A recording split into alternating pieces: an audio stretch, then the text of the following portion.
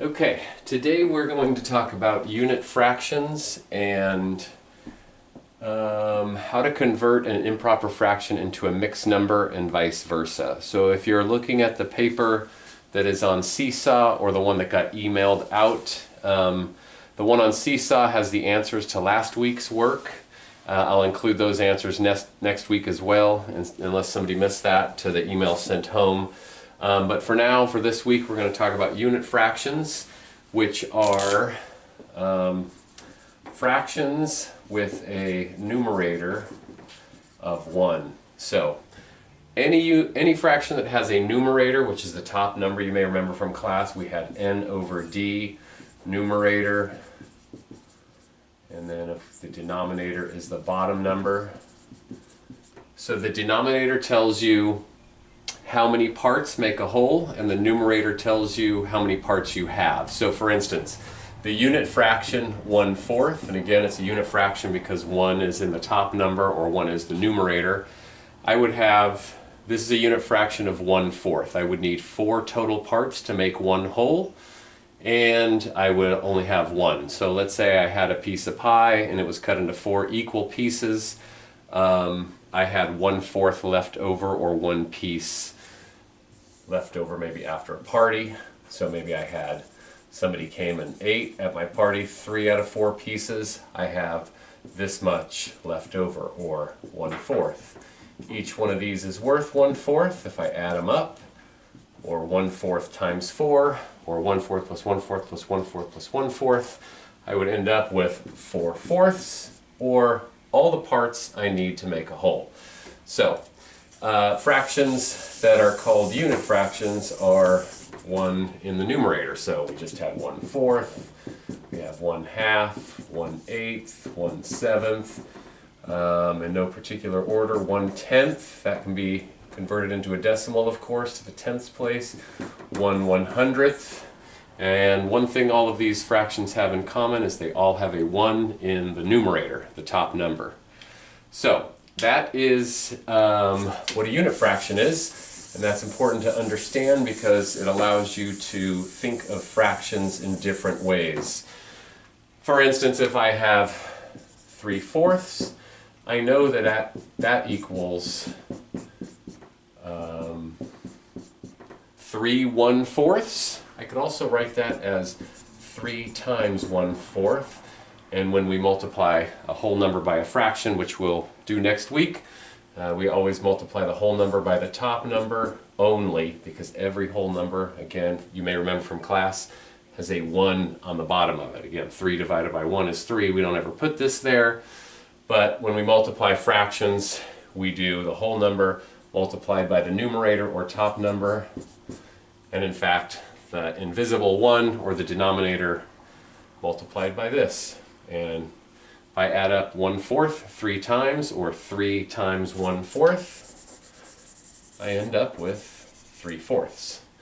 That's something we're going to do next week. So another skill that we need to understand are improper fractions. So let me scroll down here. In your homework, before we go for that, there's a chart in your homework asking you to list, the numerator kind of looks like this, I think, n, d, and then you have the fraction here. So in the fraction 1/2, the 1 is the numerator, the 2 is the denominator. If you have the fraction 5/8, the top number, numerator, is 5. 8 is the denominator. So in this case I would need 8 parts, 8 equal parts to make one whole. And in this case I only had 5 out of 8. So that is the first part of your practice at home this week. The next part is, I believe, turning a improper fraction into a mixed number. So an improper fraction is a fraction where the numerator is greater than the denominator. So if I have 7/5, if I have 9/8, if I have 2 1s, if I have let's see, 15 sixths.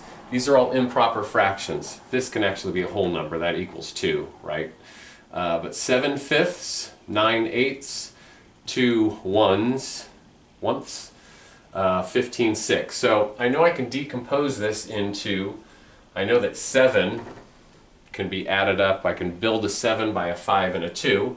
I'm going to choose a 5 in this case because 5 is the denominator. So I know that I need 5 to make one whole. If I have 5 fifths plus 2 fifths, that's the same as 5 divided by 5 is 1 whole and 2 fifths.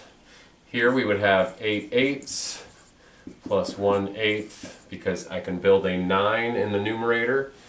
This is how many parts I have, so I have more than 1. All improper fractions are greater than 1, sort of by definition. So 8 eighths is the same as 1 and 1 eighth. If I add these together, 1 and 1 eighth. This would be kind of an odd example, but 1 one plus 1 one. This would be 1 plus 1 equals 2. Not really a mixed number, but a whole number. That can be given though, you got to understand that. So 15 sixths, I would build, what is 15 divided by 6? If I skip count by 6, I get a 6, a 12, and an 18. I don't have 18, I only have 15, so how many groups can I make? Let's see, I know I need 6, so if I build a 15 out of 6 and 6, now I'm at 12. How many more do I need to get to 15? 12, 13, 14, 15. So that means I must add 3 more 6. And in this case, I would get 1 plus 3 6, which is 2 and 3 6. So that's changing an improper fraction into a mixed number. Here are the mixed numbers. That's a whole number. So it's a mixed number because I have a whole number and a fraction, a whole number and a fraction, a whole number in this case, a whole number and a fraction. So we're not going to call this a mixed number because it's not mixed. It's got one whole number instead of having a whole number and a fraction, a whole number and a fraction, a whole number and a fraction. But I do want folks to understand that every whole number like 2 or 100 or 78 or 13 has an invisible 1 underneath it. 2 divided by 1, I could write that kind of like this. I have 2 things, I put them in one group.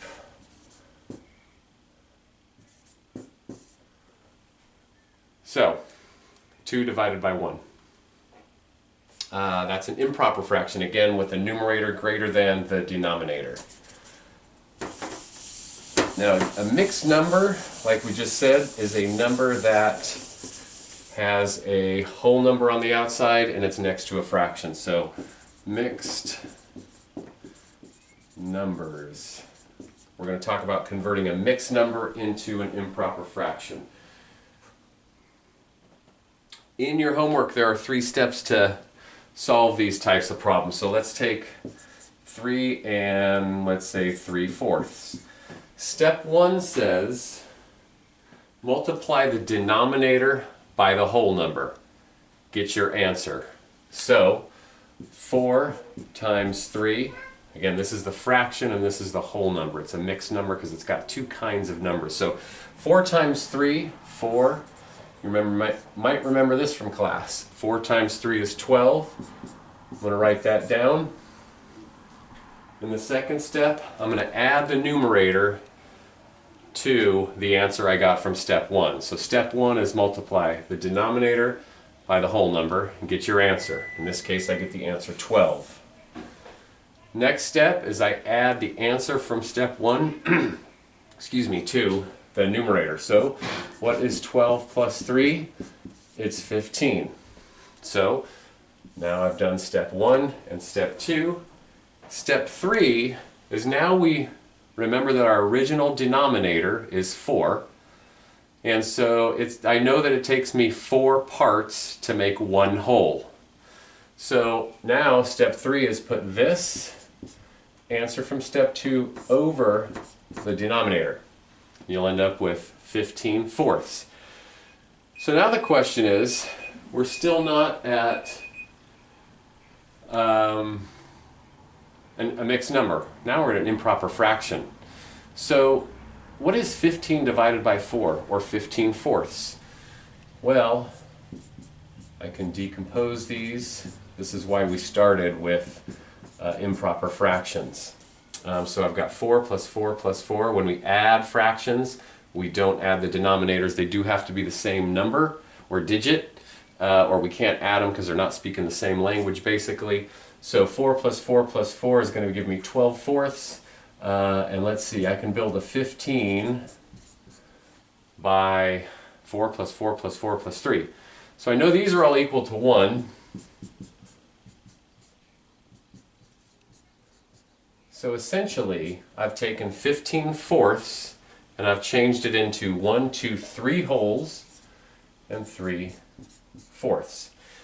So I could also, just as kind of a review, this number could also be thought of as 15 times a unit fraction with a denominator of 4. So 15 times 1/4, or if I have 15 1/4, I have 15/4, and I could build 3 wholes and I'd have 3/4 left over. So let's think about this. 15 divided by 4. Well, I can't divide 4 into this, so I have to now think about 4 into 15. Well, 4, 8, 12, I can make 3 groups.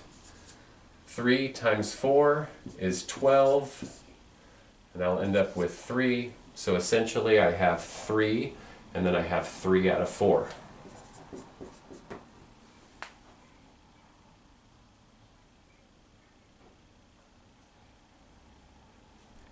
So let's try one more as an example.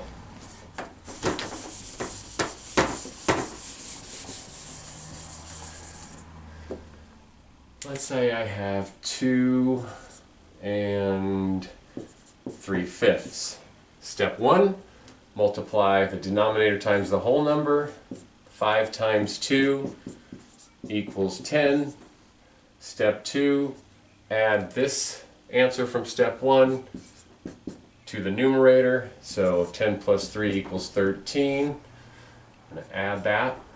Step 1 is this, step 2 is that, step 3 is put my answer from step 2. Now I'm thinking I've got 13/5. So if I have 13/5, I can build a 13 by 5/5 plus 5/5 plus 3/5. And that's going to give me 1 plus 1 plus 3/5, which is going to give me, and I hope you can see this, I think you can, 2 and 3/5. So, again, I could think of this as 13 times 1/5, or 13 unit fractions with the denominator of 5. 13, again, under my invisible 1, it's going to be 13/5. I can make 2 wholes and 3/5. So practice your homework, write some problems down for yourself if it's not enough, ask questions, and if you have any questions, please let me know if you can through email, and I can try to answer them with either another video or through email. I hope everybody's staying safe and good. Nice to see you, maybe. If I can't see you, have a good day.